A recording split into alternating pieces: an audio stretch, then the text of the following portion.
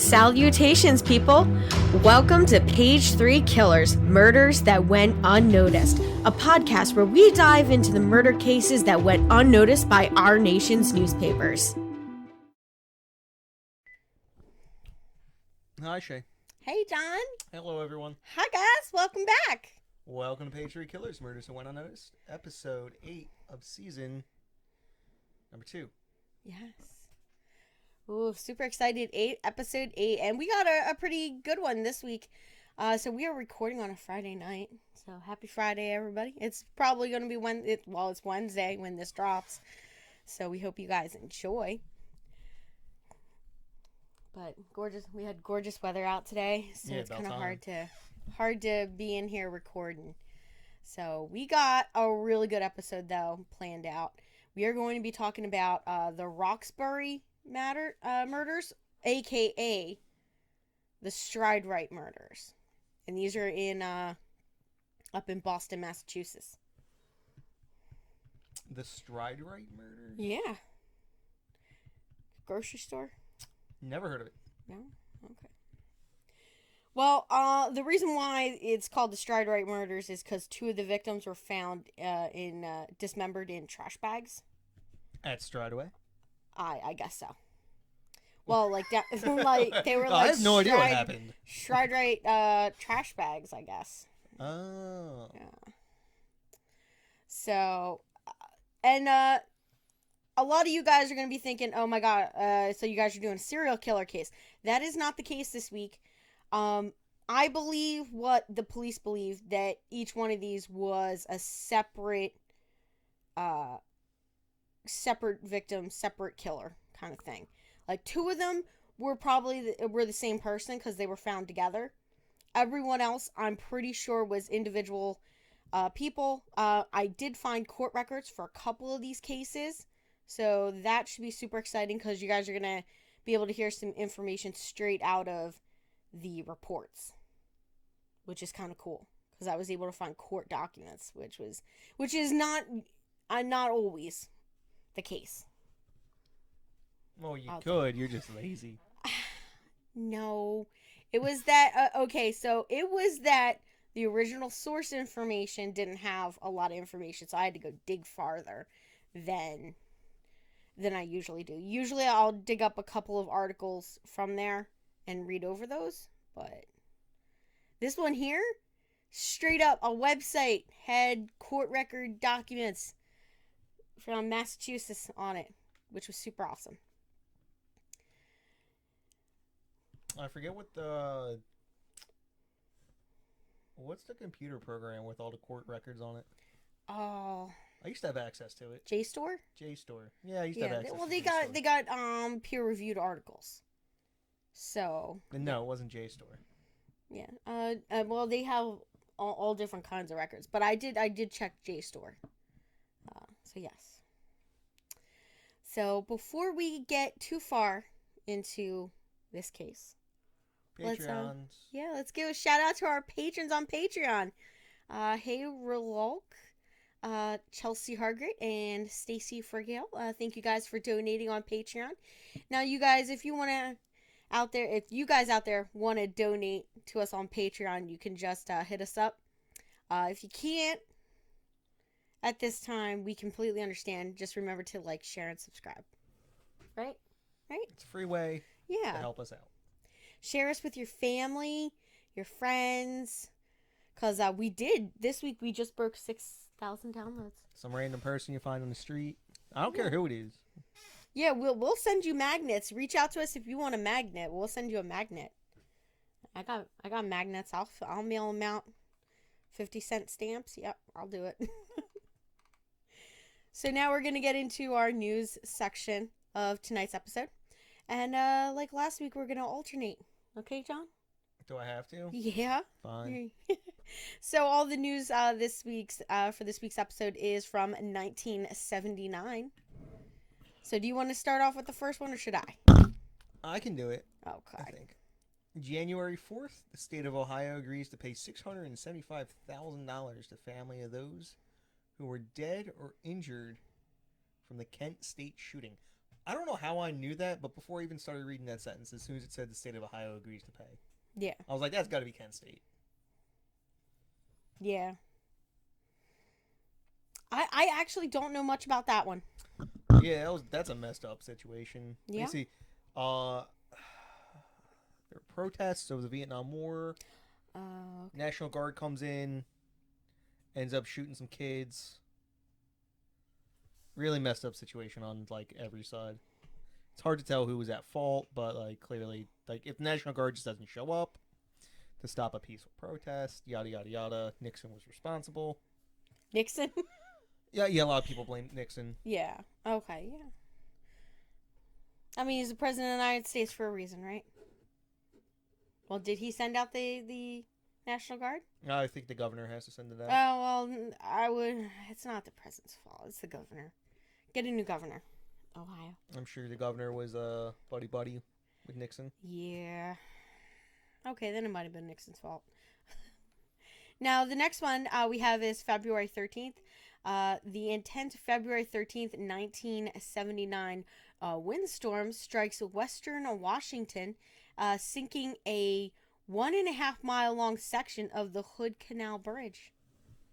Ooh. That's crazy.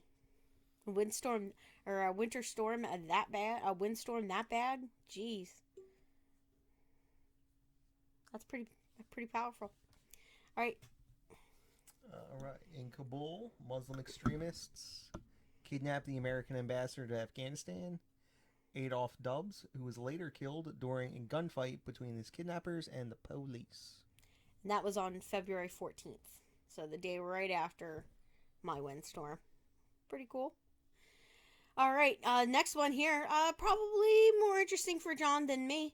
March 29th, we have America's most serious nuclear power plant accident at 3 Mile Island in Pennsylvania. And it really wasn't that bad. No. Nobody got dosed with any radiation or died from it.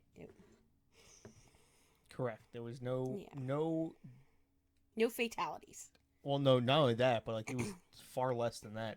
There was no known individual who was exposed to the smallest measurable dosage of radiation as a result. Yeah. And it was due to a faulty measuring instrument, that when it signaled a abnormal condition, they ignored. Oh. Now, I'm going to read the next one because I want you to read the one after it, okay? So, April 10th, we have a tornado that hits Wichita Falls, Texas, killing 42 people. It's by far not the worst tornado to ever happen in Texas, but, 42 people lost their lives that day, so pretty bad. Next one is April 20th. John, take it away. President Jimmy Peanut Farmer Carter is attacked by a swamp rabbit while fishing in his hometown of Plains, Georgia. That made me smile. What is a swamp rabbit? It's a rabbit that lives in the swamp. What, for real? That's not just like the... Oh, man. I want to raise swamp rabbits now. I looked this up. This was kind of hilarious. I want some swamp rabbit stew. There were comics drawn about this. There was news articles. This was like a big deal. They were like, "Oh my God, is the president okay?" And it was kind of hilarious to watch. That kind of reminds me of the one time our vice president shot someone in the face. Oh yeah, while hunting. Yeah, it's like, how do you accidentally do that? Like, you're not even supposed to point at something that you're not intending to shoot. That's it. That just blew my mind. All right. Here we go. Next one. June 20th. And this is our last regular news story. So June 20th, we have a Nicaraguan. Yeah. National Guard soldier kills ABC News correspondent Bill Stewart and his interpreter, Juan Espinoza. Sorry. Other members of the news crew are captured and killed. Capture the killing on tape.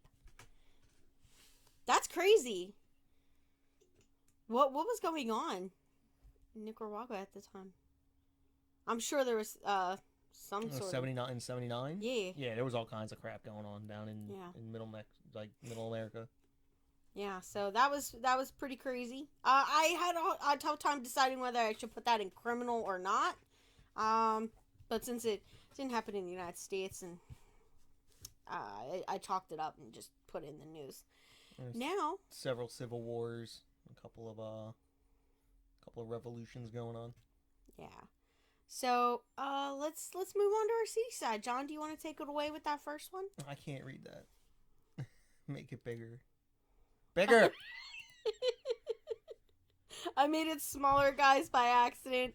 Brenda Ann Spencer opens fire at a school in San Diego, California, killing 2 faculty members and wounding 8 children. Her response to the action, I Don't Like Mondays, inspired the Boomtown Rats to make a song of the same name. Yes, I've seen several documentaries about this. And one of them, she was like trying to get out of prison.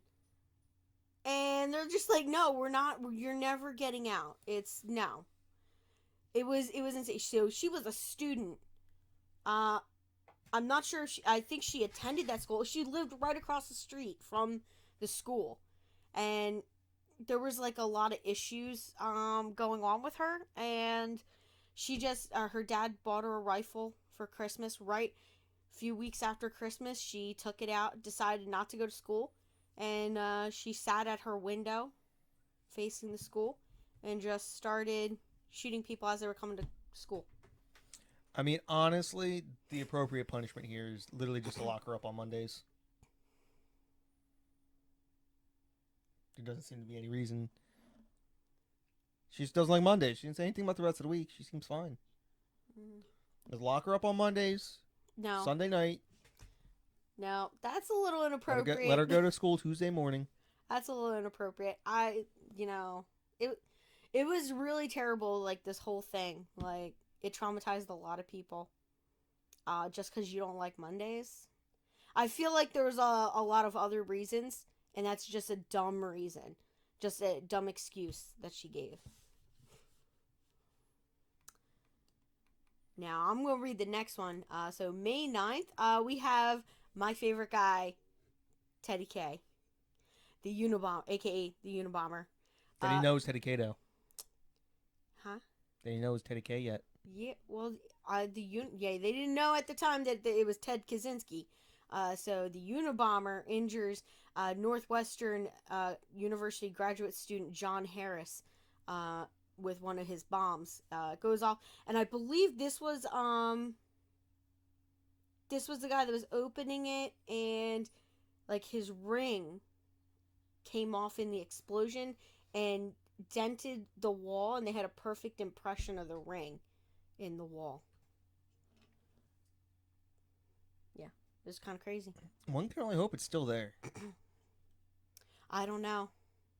They might have taken like that piece and like donated it to a museum. I don't know, because I know that his cabin ended up in the.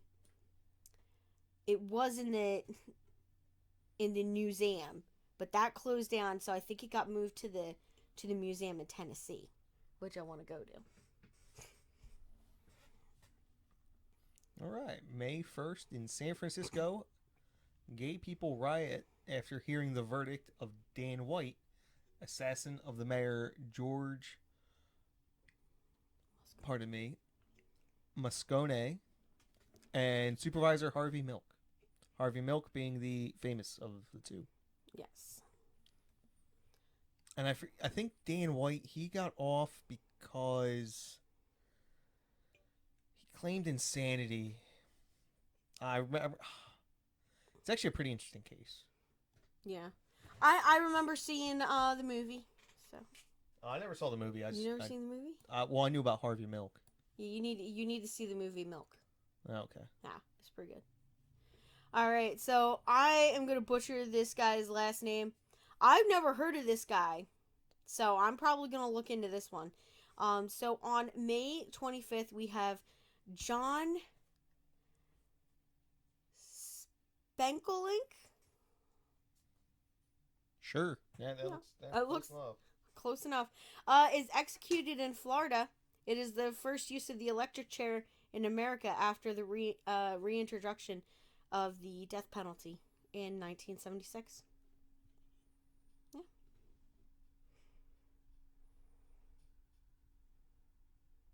You want to read the last one? This one's also on May 25th.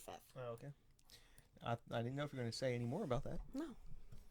6-year-old Eaton Pats disappears from New York City. The incident helps spark the missing child's movement, or children's movement. Yeah. This is like the Amber Alerts? Yeah. So, well, we all know that the Amber Alert is actually named after a particular child that went missing named Amber. I did not know that. You didn't know that? I assumed it was named after the color. No. Mm-mm. It's named after a girl that went missing. I believe she was never found.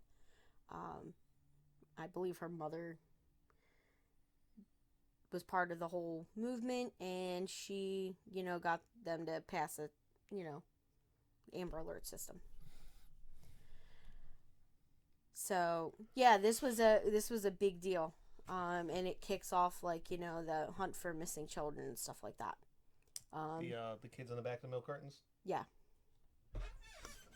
Now we're gonna get into our topic for this evening. So let's talk a little bit about the Stride Rite, aka the Roxbury Murders.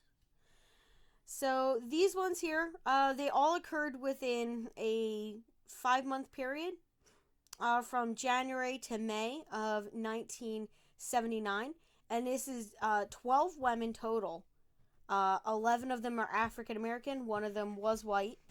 So I just need to stop right here. You misspelled women, and it says woman. And I think that's genius, because from here on out, when a woman does a particularly womany thing, we should just say, just have your woman, and come back when you're better. Yeah, your woman moment. Your woman. Yeah. I'm gonna use that from now on. Okay. That's all I'm gonna describe. She's just having a woman. Yeah. It's called PMS and boy. Figure it out. So there were 12 women total that were victims in such a short period of time that I'm pretty sure that the local community at the time was worried that it was probably a serial killer. They were murdered within a 7-mile radius of one another in the Roxbury neighborhood on the south side of Boston, Massachusetts. Now, police at the time did not suspect one killer. And as we go through, you'll see that there were at least 4 men charged separately with some of the murders, okay? Some of them are still unsolved. Other ones are closed. They have either figured out who did it and proved it, or they know who did it and weren't able to prove it, kind of thing. Now, to understand a little bit more about this case, you guys got to know about the social climate of the Roxbury neighborhood at the time. So during the 1970s, the Boston area was going through some racial tensions, like most major cities. And they had a very lethal social climate at the time. Now, the Roxbury neighborhood and surrounding neighborhoods where the African American victims were found were in the middle of where those most dangerous areas were. And that's because they started desegregating in that area. Right? So in 1974, the desegregation of the neighborhoods led to numerous riots, protests, and violent actions. Initially, the neighborhoods surrounding the Roxbury belonged to certain racial groups such as Irish Americans, Italian Americans, and African Americans. Judge Grady, right? Garrity.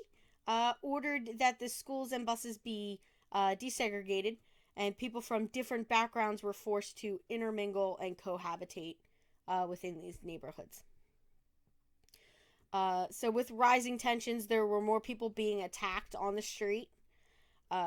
So there was a stabbing of an African-American attorney. I do not know the extent of like what exactly happened in that case. There was a beating. There was a guy that was beat to death, and he was a white male. There was a group of African American high school students trapped in a school for hours by an angry mob. And finally, there was a brutal attack of an African American football player. So, at this time, tensions are not great in this section of the city.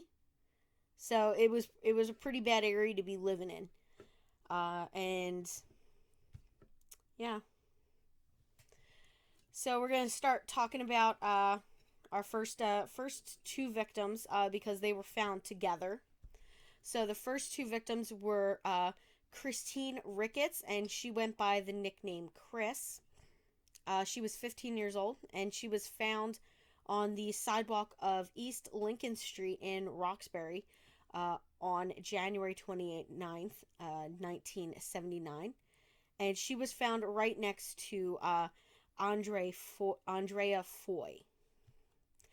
Now, Andrea was 17.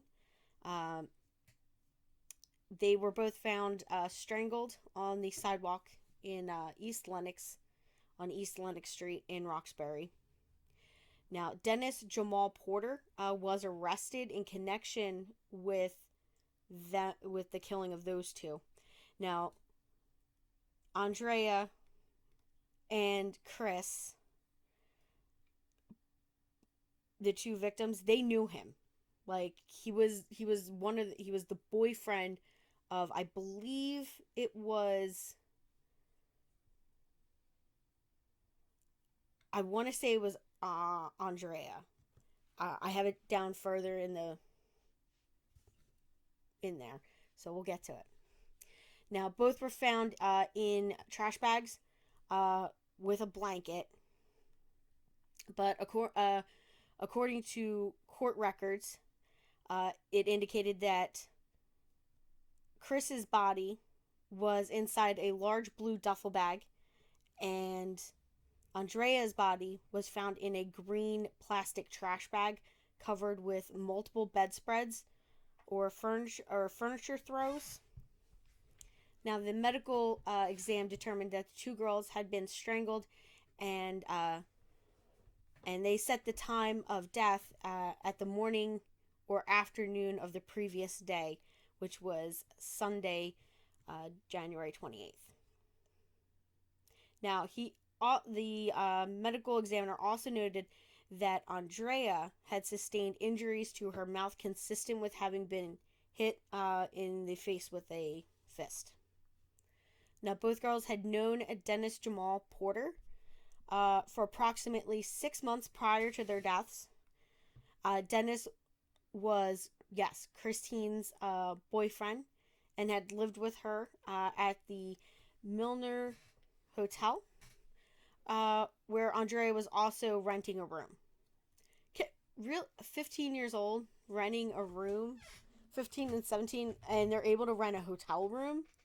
Well, when they're paying cash, and you haven't said what they did for a living, so I'm assuming what they did for a living involved a lot of cash payments. I don't know. I wouldn't go that far. I don't feel comfortable making that jump, especially since there's no records of that. So. Not too many people just live in hotels, especially at 15 and 17. That's true. That's all I'm saying. Unless they're doing particular types of businesses. And then they later lived at an apartment at number 1 Court Street. Yeah. Yeah, Courts. Court Street.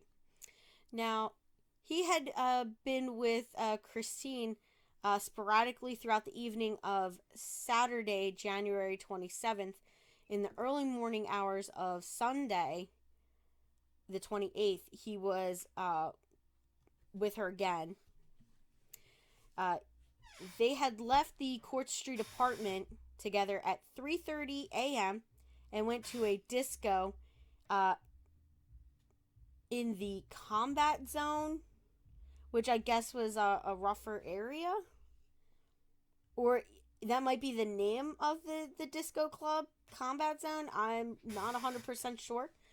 They just said that it was a disco in the combat zone with quotations. There they had met up with Andrea and Robert Harville, who was a very good friend of Porter. Now, two key witnesses, Joseph Kevin Divins and Patricia Sly, testified that they observed Dennis and Andrea arguing at the disco, and then they saw that Andrea was upset later.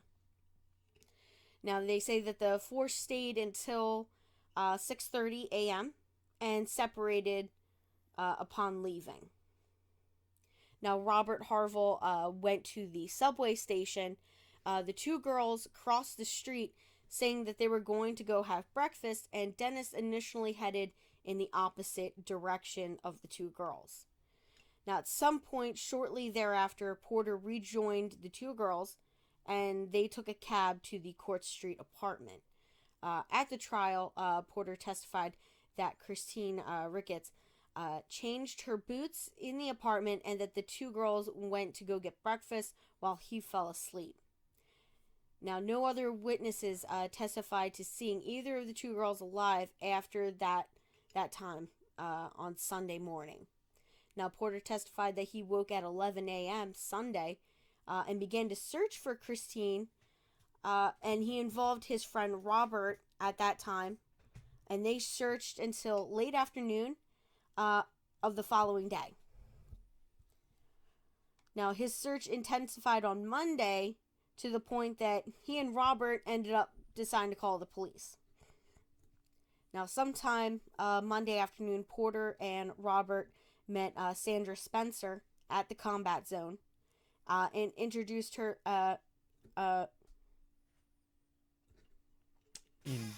Induced her to join them and lend them her car for the search. Now, the three set out for the Boston City Hospital. Now, Spencer testified later on that Porter told her that he was looking for two dead girls, and that during the ride to the hospital, he stated unequivocally that his girls were dead. Like, yeah, that's kind of suspicious. You don't even know yet. Like, you're not supposed to know if they're dead or alive yet at this point. Because you've been looking for them, you haven't seen them. Like, unless you did it, you wouldn't know, right? Well, maybe he wasn't saying as a statement of fact. He was saying it like oh, I haven't seen them in, this much time. I don't think they're still alive, kind of thing. Yeah. Okay. Maybe. Now, after being informed that the girls had not been brought to the emergency ward of the hospital, the trio went to the southern mortuary located nearby. Now, Robert testified that they went to the morgue because someone at the hospital told them two unidentified bodies had been brought into the morgue earlier. Now, Frank, I'm going to butcher that. Graca? Yeah? Graca? Now, Frank Graca, the mortuary supervisor, was on duty when they arrived. He testified that Porter asked to see the remains of the two females found in the sack on Hudson Ave. Now, Frank, oh my gosh, I can't. Okay, so he refused, the morgue supervisor, he refused to let them see them. All he told them, he said, was that 2 unidentified African American girls had been brought in. Now, the defendant and Robert testified that Frank Gracca had provided them with a description of the 2 girls and told them one had been identified as Terry Porter. Now, Porter was visibly upset and left with Robert and Spencer a short while later. The 3 went to the home of Porter's sister, Cheryl Bourne, and Porter and Robert later claimed to have heard a news report stating that the girls had been strangled, perhaps mutilated, and stuffed in bags.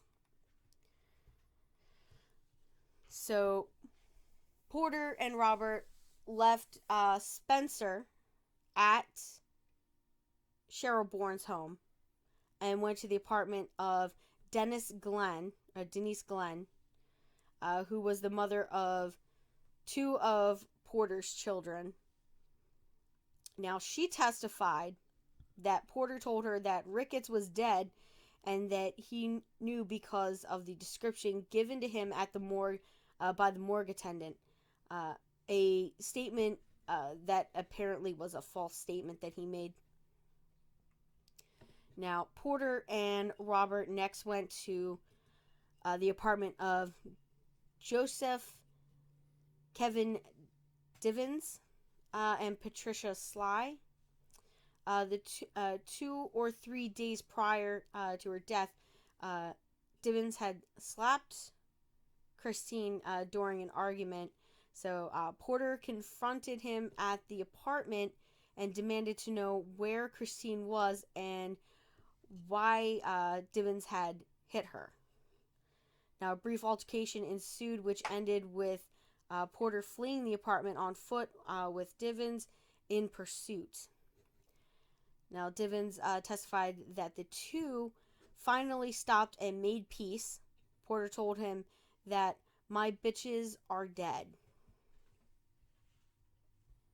I'm just saying, what does that sound like? Sounds like they work for him.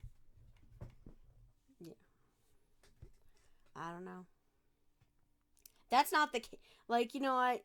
Even if they did, that's still not a reason to kill him. I didn't say it was. I'm just saying. I don't know. Now, according to Divins, Porter described to him the injuries to Andrea Foyle's mouth. Porter accounted for the knowledge by the fact that he had just come from viewing the bodies at the morgue, which did not happen. He didn't see the bodies because they wouldn't let him.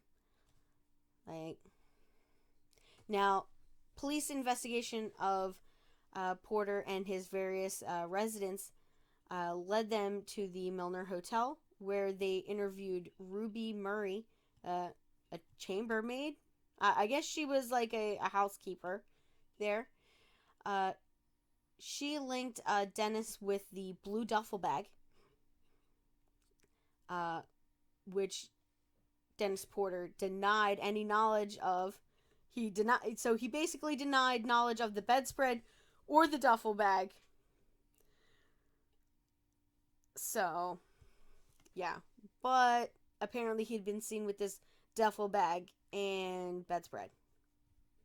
Now, in February of 1980, while he was incarcerated at the Charles Street Jail awaiting trial, Porter met Divins, who was also being held there. And as a result of the meeting, Divins wrote a statement reputing testimony damaging to Porter, and that had given him before a grand jury. So he gave that before a grand jury.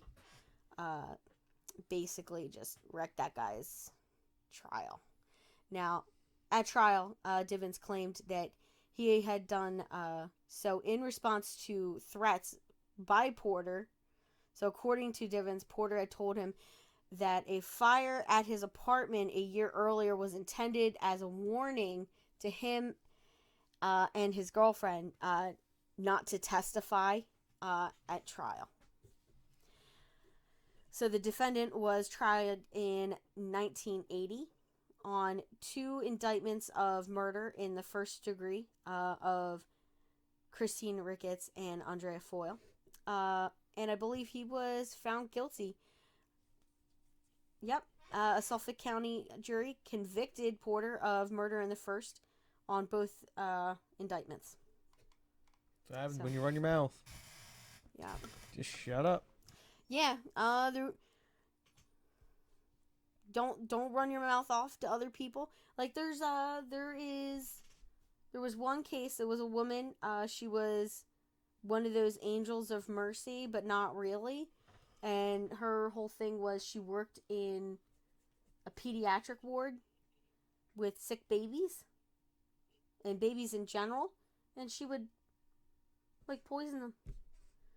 And she literally just got out of prison a couple years ago. Nobody knows where she is.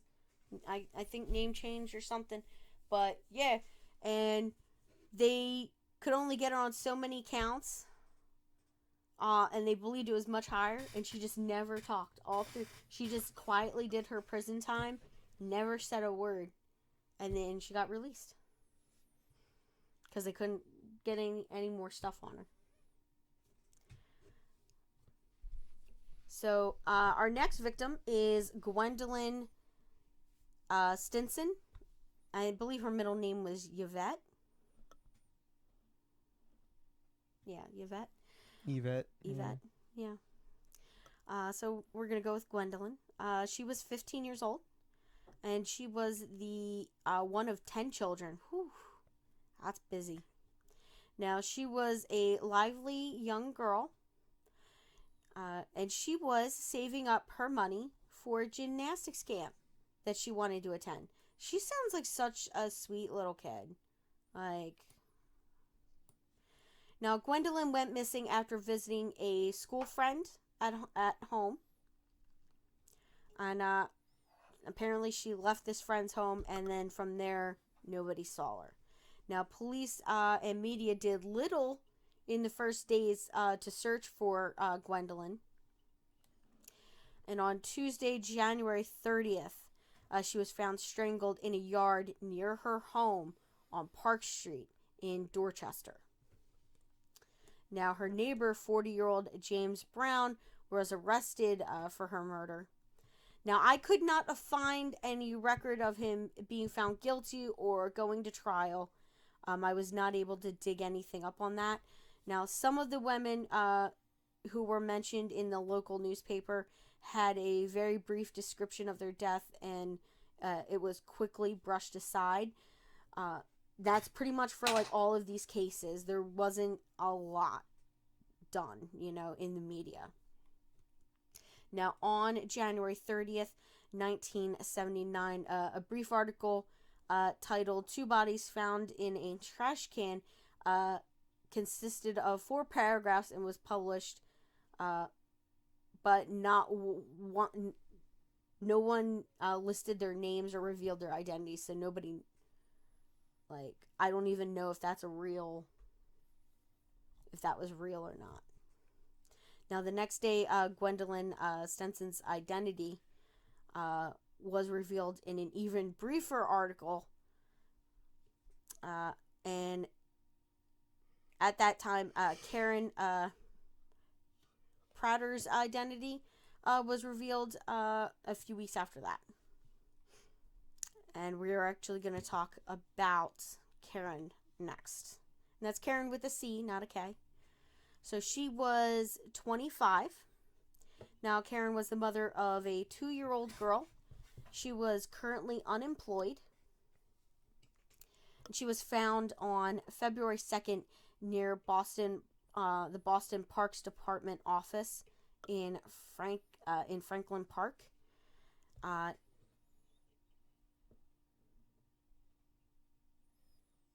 What? Hold on, I don't. Okay, so on the day of her death, she was heading to her 75-year-old grandfather, Charles Prater, Prater's house. Now, Karen often visited him. She would do his food shopping, so she would go pick up groceries for him and deliver them to him, kind of thing, and visit for a little while. So, when she was found, they examined her, and she was beaten and stabbed to death and left behind a wooded area near a hospital. She was the fourth woman to be attacked. At the time, people thought that they were all linked to one killer, except for police who believed that it was all separate incidences. Now, Kenneth Spann was arrested in relation to her death. I did find trial records for the Commonwealth versus Kenneth Spann. The records did not list the victim's name, but the details did appear to match up with her case from what I could find in articles. The only difference was that the date that they gave for her murder was February 5th instead of the 2nd. Yep, and it included that he was indicted and found guilty of murder. Oh my gosh. I'm the next person's name, Darielle?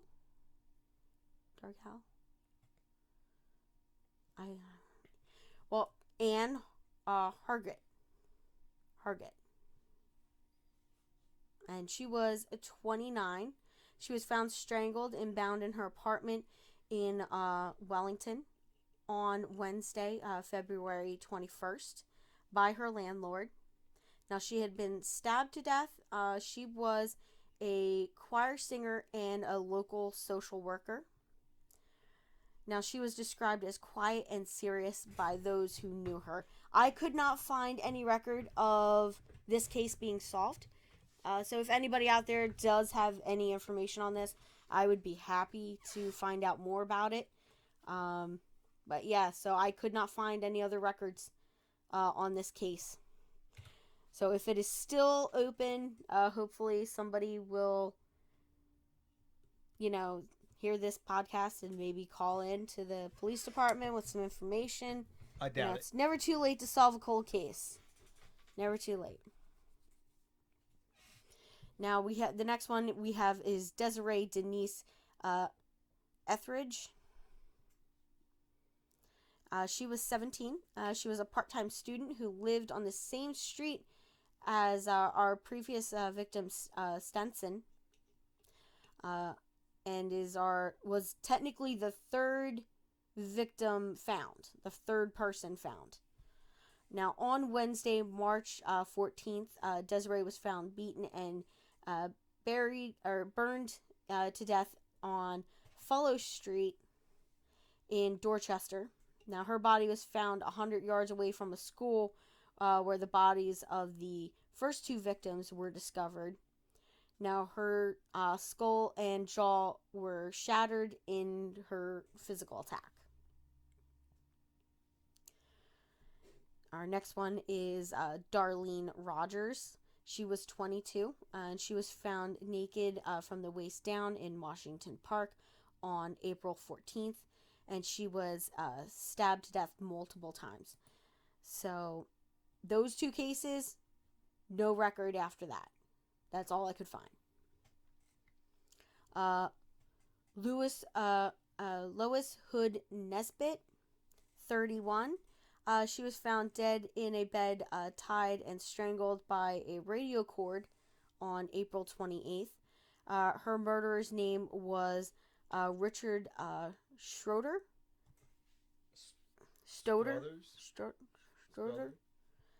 31.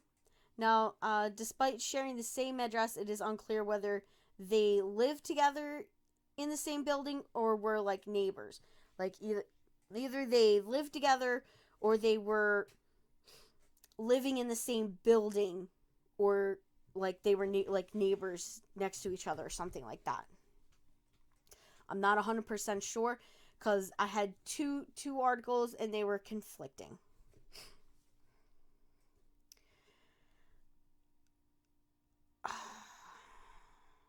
Valeric Holiday. Do you think that's how that's pronounced? Yeah, I guess so. Valeric. She was 19, and on a Friday night, for some reason there was no date. Police were called to her apartment. When the police arrived at her apartment, she was still conscious, and she told police that she was stabbed by an 18-year-old man named Eugene B. Conway. Now, Eugene lived in the Dorchester residence with her. He was arrested that night and pled innocent to the crime, and she died Saturday morning. Now, I could not find any court record of a trial that this guy went through. I could not find anything. So next we have Sandra Bolswer. Now, she was 30 and is technically the 10th woman murdered in this batch. Now, a year prior to her murder, she had moved from Connecticut to Boston, and her sister reported her missing on May 4th after 3 days of not speaking with her. Now, on Saturday, May 5th, her naked body was found in a burning grass lot near a YMCA at 5 a.m. Now, pieces of wire were found on the body and in the vicinity of the body. Now, an autopsy conducted at 8 p.m. that day disclosed that the victim had died of multiple compound comminuted skull fractures caused by at least 4 blows inflicted within a day of the autopsy. Now, there were medical testimony that the victim was alive but unconscious at the time that her body was set on fire, but that she had succumbed to the blows inflicted on her and as a result of the burning of her body. Now, the police learned that the victim had 2 boyfriends. Not sure whether this is like friends who were boys or boys that she was intimate with, as in like dating. And they went by Rudy and Jimmy. Now, the police picked up and interviewed Rudy first on that Saturday afternoon, May 5th, and they were able to clear him of all suspicion. So he had an alibi, everything. So he was cleared pretty quickly. So the police picked up the second guy named Jimmy, and he began to talk on the car ride to the police station. So he was not Mirandized yet. He was just coming in for a conversation. Now, he said that he had last seen the victim on Tuesday, May 1st, and they had gone to her house, stayed there for about an hour, and left with her in a taxi cab. They had stopped, purchased some marijuana and a bottle of amaretto. The victim left him, he said, at 1 p.m., and he had not seen her since. Now, one of the policemen told him that Sandra was no longer with us. And that's in quotations. The interview, which lasted an hour at the police station, was recorded on tape. Now, he repeated what he said in the police cruiser on the way to the police station.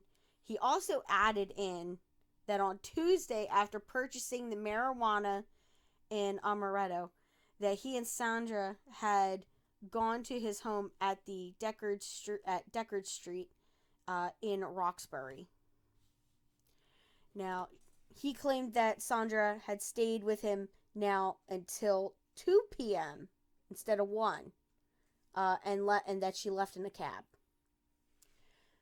Now, Jimmy claimed that from Tuesday, when he claimed to last see Sandra, until Saturday, the day that he was picked up for the interview, that he had been at the gaming house in Dorchester from 9 p.m. on Friday, May 4th, until he left at 5 a.m. on Saturday, May 5th, to take a bus home to his residence on Deckard Street. Now, Jimmy identified various people who were at the gaming house that night, and the interview at that time was ended. They let him go home. Now, the police continued to investigate, so they went over to this gaming house and interviewed a couple of people there about, seeing Jimmy there. And they learned that at about 3 a.m. on Saturday, Jimmy had borrowed a car of Barrows, one of the guys there, to drive 2 men home. Now, he dropped them off in a trip that took no more than 15 minutes. Jimmy returned the car to the gaming house at about 4:45. Which is a lot longer than 15 minutes. Now, he lay down for only a few minutes. He then suddenly jumped up and said that he had something to do and left. Now, the police also learned that at approximately 6 a.m. on Saturday, an occupant of the gaming house called Pee-wee had left for work. Right? And Pee-wee, when he left, had noticed a pair of black calfskin gloves and a gas can in a corner of the porch, and he brought that inside the home. Now, police took possession of those 2 items on Sunday morning, and in the course of their investigation on Sunday morning, the police learned from a friend of Jimmy that the basement of his home on Deckard Street had been refurnished, and that the defendant was known to entertain women there. So on Sunday morning, they spoke with, the Barrows, the owner of the car that Jimmy borrowed earlier on Saturday morning, and he corroborated the fact that the defendant had borrowed his car, which was a black 1975 Thunderbird. That's a nice car. Nah, they sucked by then. No, they sucked at that time? Yeah. Didn't my mom say she had a Thunderbird? She had a Mustang. She had a Mustang, that's right. Yeah. Now, only the defendant had used the car in the interim. So the police asked if they could take a look at it. And he consented to let them inspect that Thunderbird. Inside the vehicle, they found bloodstains, pieces of hair at the rear bumper, and near the lid of the trunk. They also found bloodstains and hair. So, Barrows told the police that there had been no blood in the trunk or along the bumper on Friday night when he had driven the car home. Now, various samples were taken. Now, inside the trunk, police found 3 types of wire, which were consistent, I guess, with the wire found at the scene. Now, police obtained a search warrant for the home of Osborne Shepherd, a.k.a. Jimmy. Now, I didn't put this in here, but the warrant was a bit suspicious, okay? I'm not even going to kid. Now, in the documents that I was reading, so this Detective O'Malley didn't have the correct paperwork for this warrant, so he literally just crossed things out and just wrote up a form himself, using another standard search warrant sheet, for something else.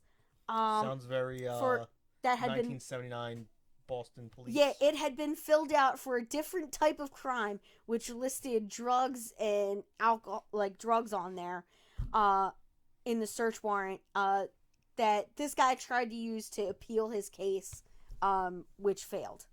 But yeah, I just wanted to throw that in there, that it was kind of sloppy work here.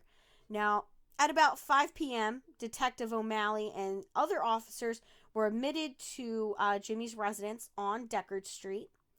Now, Detective O'Malley spoke with the defendant's mother and sister, showed them the warrant. It appeared that neither of them read it, okay?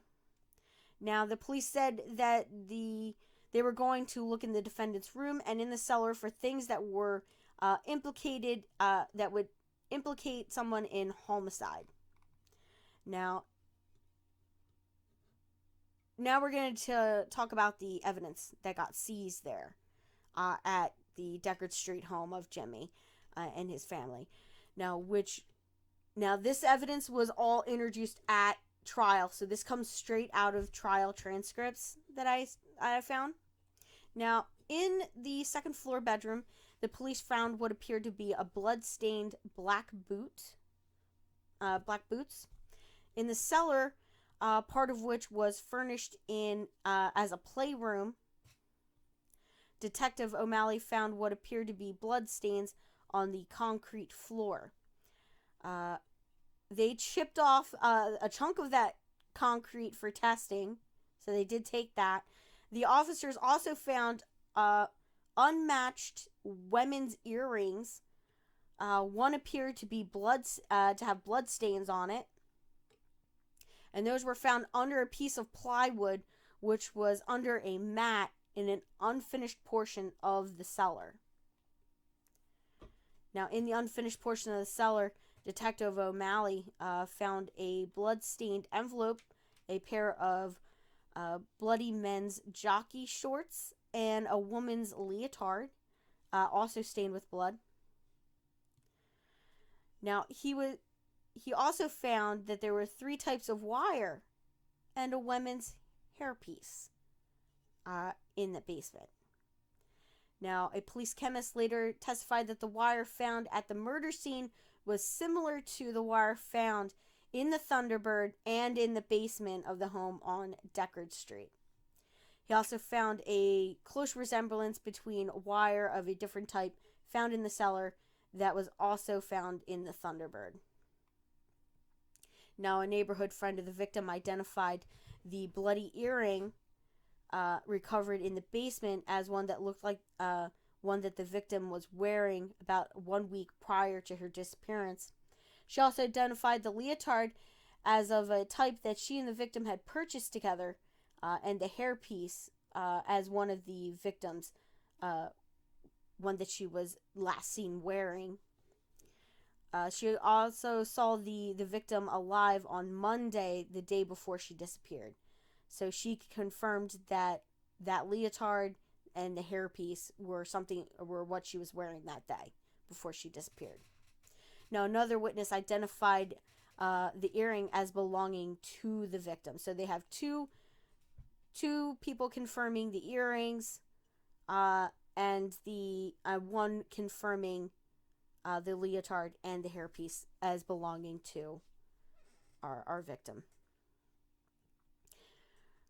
Now, a special agent of the FBI was assigned to the FBI laboratory in Washington, D.C., testified that blood from the bumper of the Thunderbird was human blood type O and contained enzyme group PGM2-2 and EAP-B-A. Now, this blood type matched the blood found on the right foot black boot found in Jimmy's bedroom. The two samples were compared, and all the samples were compared, and they all matched all three matched the victim. Now, the concrete chips from the basement and the envelope taken from the cellar were found to be stained with type O blood. The FBI expert witness testified further that 1% of the population would have blood type O with the enzymes of PGM 2-2 and EAPB-A. So the police believed that Jimmy seriously injured Sandra in his cellar, hid her earrings under a piece of plywood and a mat. Then he tied her up with wire that he found in the cellar of his home, used the borrowed Thunderbird to move the body to the dump site, where he then, I believe, lit her on fire and left her there to die. So, yeah. All the evidence led to Osborne Jimmy Shepard, 55, being named as her killer. An indictment was returned against Jimmy on May 14th, 1979, charging him with the murder, including murder in the first degree of Sandra. I feel like this could have been like its own episode. Yeah. I mean, it's...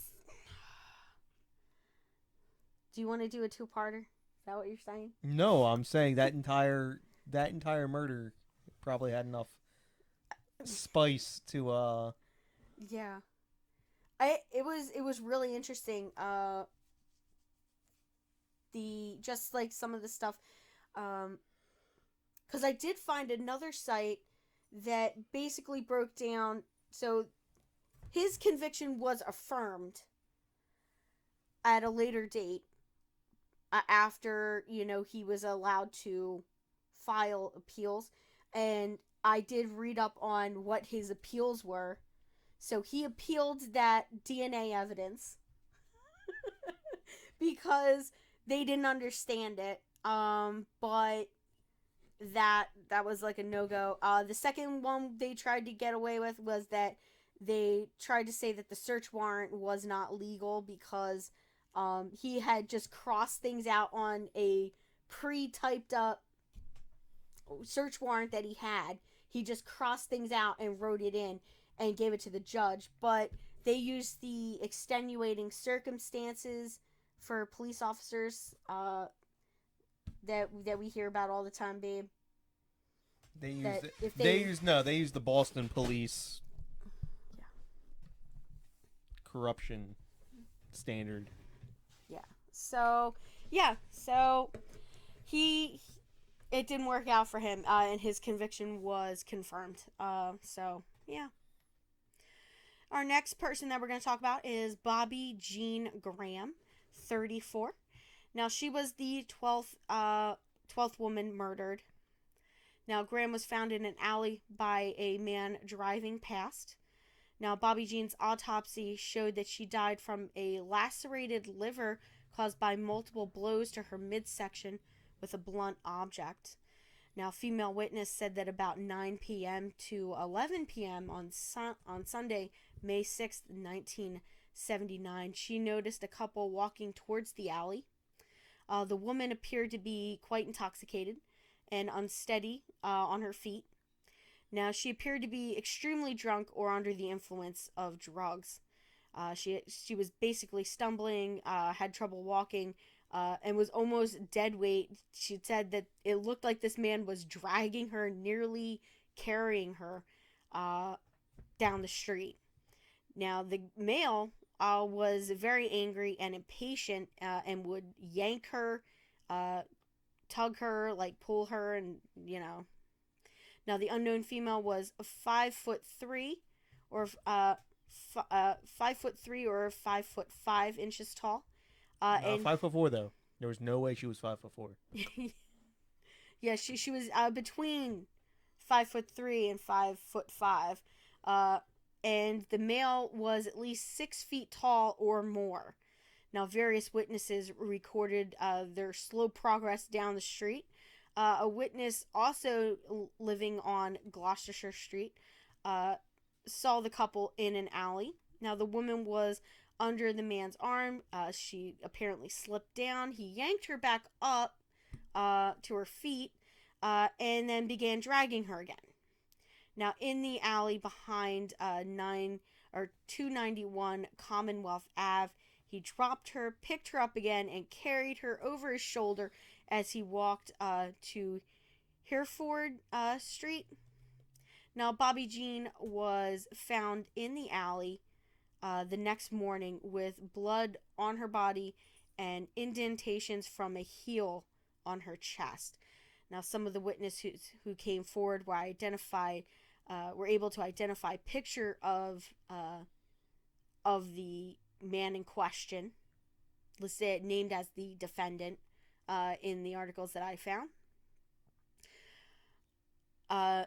There was an arrest made shortly after her death, and the man that was arrested was Delrue Lafayette Anderson. Now, Bobby Jean lived with Delrue. In a trial record, there was testimony from two women who confirmed that Delrue gave them inconsistent statements as to what he and the victim had done the previous night and where she was. Now, on the day of the homicide, both women had called the residence. Both times, Delrue answered the phone at the apartment. Now, one witness, a co-worker of Bobby Jean's, testified that she had talked with the victim almost daily, and that when she called, a man answered the phone about half the time. Now, she knew that that only the victim and a man named D. Anderson lived in the apartment. So I'm guessing that was his nickname, was D. Now, the voice she heard when she dialed the victim's telephone number on the morning after the murder was the same voice that she had heard on previous times when she had called. Now, the man whom she called D, without any objection from him, told her that he and the victim had been at his mother's the previous evening, and that was around Eagleton Street. He had left the victim there, who said she was going to one of the witnesses' house, basically one of those women's homes. Now, the other witness testified to a telephone conversation reportedly with D, and that witness was a sister of the victim. Now, she dialed her sister's telephone number on the afternoon of her death and recognized the voice of Delrue, whom she had never met but had spoken with on the phone on several occasions. Now, Delrue told the witness that he did not know that a black girl had been killed on Commonwealth Ave and that the victim was not home. Now, she testified further that the defendant said that he had gone out the night before and left, and after they came home, the victim went back out. So he went out. They went out together. He came home, and then she went back out after that.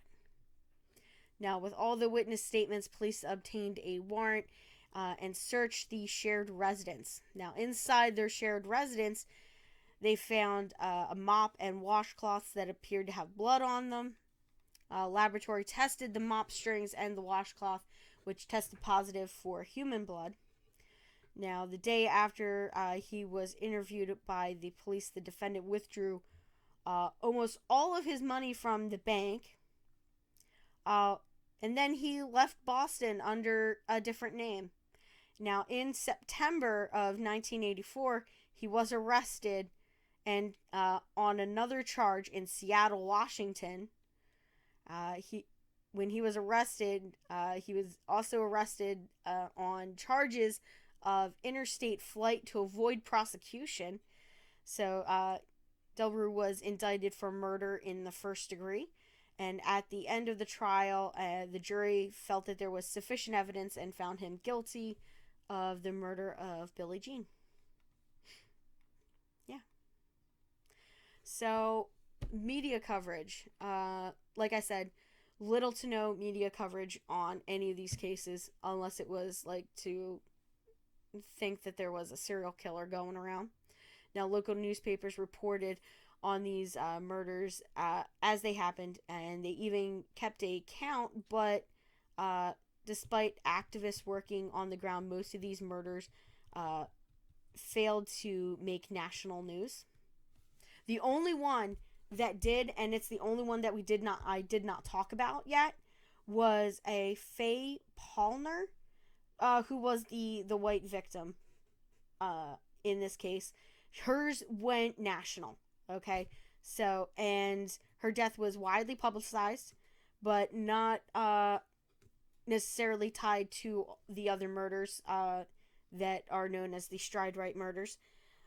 And it was basically they called it an example of the missing white woman syndrome in like the surrounding media. Like, pretty white girl always gets noticed more. Like, that the I know what you're talking about. what's her name? Something Hollowell in Aruba. Oh yeah, the You got TikToker or whatever. No, that was not. No, this is like older than that. You seriously? No, but that one, the TikToker, yeah, I know that one. That one was that's pretty recent. Oh, you're talking about the girl from the 90s. Yeah. Yeah. Yeah, that was like huge. So Faye Palmer, because I do want to like just bring up just a little bit about her case. She was 18 years old, from Newton, Massachusetts. Now, she was found in a parked car behind the Joseph E. Lee School in Dorchester. Now, the police believe that her murder was unrelated to the local women who were killed.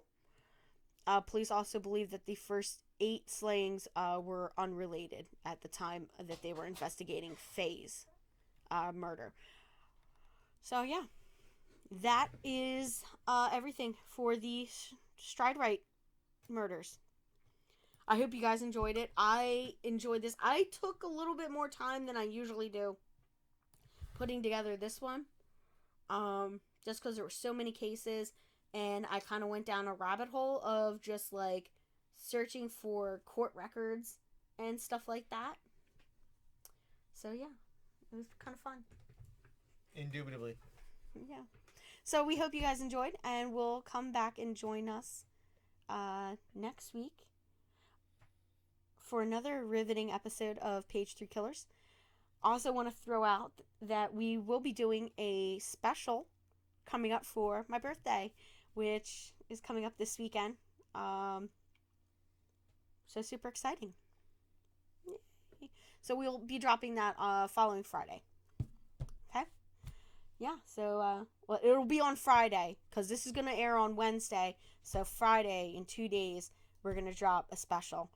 And I think we're going to do Thames torso murders, maybe?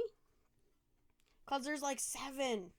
There's like a ton of torso murders from the 1800s in England.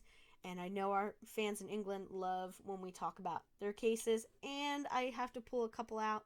So I think we're going to talk about the Thames torso murders. Yeah. Like Jack the Ripper? Yeah, they happened at the same time as Jack the Ripper. So nobody noticed them. They went widely they didn't go widely unreported because Victorian newspaper loved gory murders. It was, the Penny Dreadful. It was a big thing. So, but I think that's what we're going to talk about because I love Victorian England. I love it.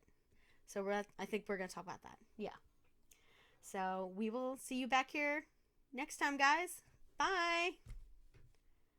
Bye.